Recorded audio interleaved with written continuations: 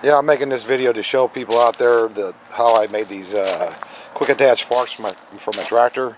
It's a 3830 Kubota tractor, and I use this thing all the time for cutting my firewood. I cut the trees down, logs down, I haul them all back. You can see a big pile of them back here there's my logs there, and I cut them up for firewood. But anyway, I wanted to show you how I made these quick attach forks for this tractor. As you can see, there's a pretty good sized sycamore log on here. This thing's holding up just fine. I used these for a long time. They've never bent, no problem at all. They work just great. Let me let this log back down the ground and I'll show you what I'm talking about.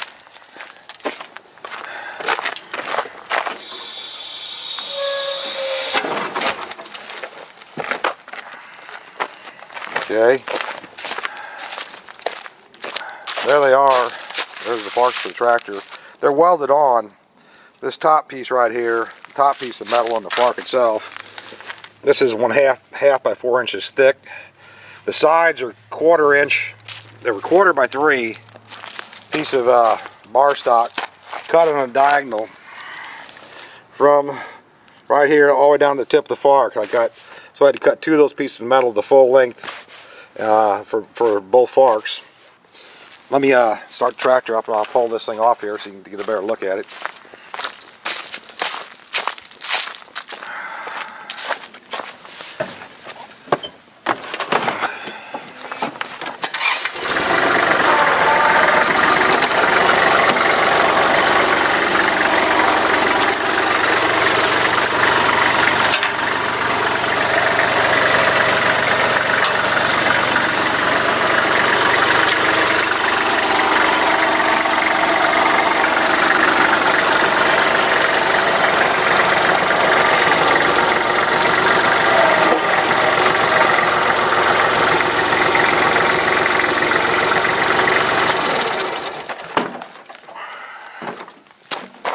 When I started building this thing, all I did was take 3-inch square tubing, 1/4 wall, or I think it's 1/4 wall, yeah, 3/16 possibly.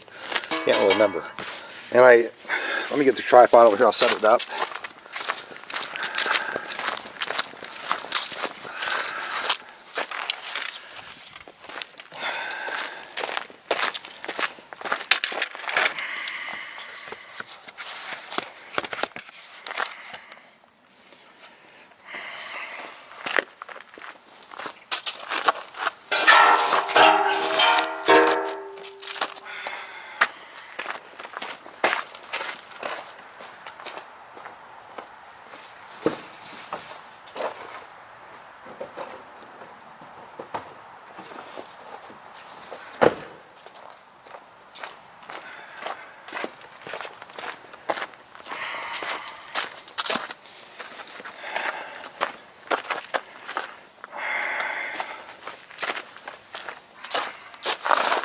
I made this whole frame using 3-inch square tubing.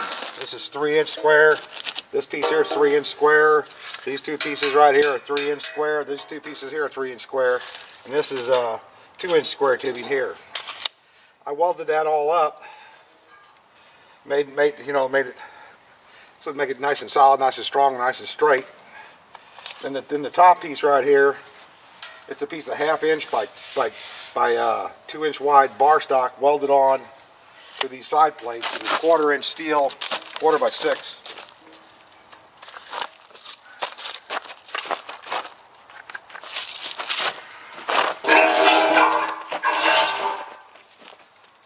This is 1/4 by 6 right here, welded on to full length, which gave me support for the ends of this piece put on an angle to fit the front of the tractor. And the bottom down there,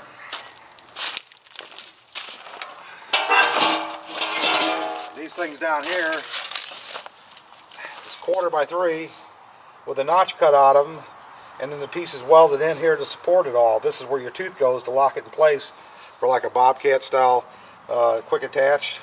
But under here you got the part for it to grab a hold of, and then right here there's a piece of 1/4 inch by 1.5 inch welded in here to give this some support so it doesn't bend up. So there it is. I took and welded a piece of sheet steel to the back to keep stuff from poking through it. I said the forks themselves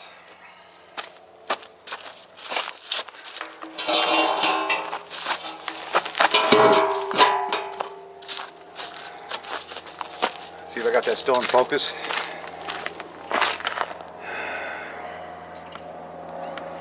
The forks themselves,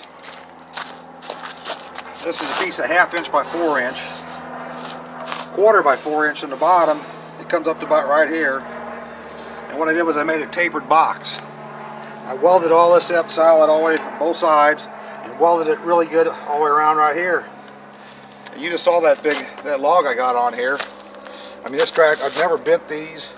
One of them's drilled a hole in this one right here. This works out great.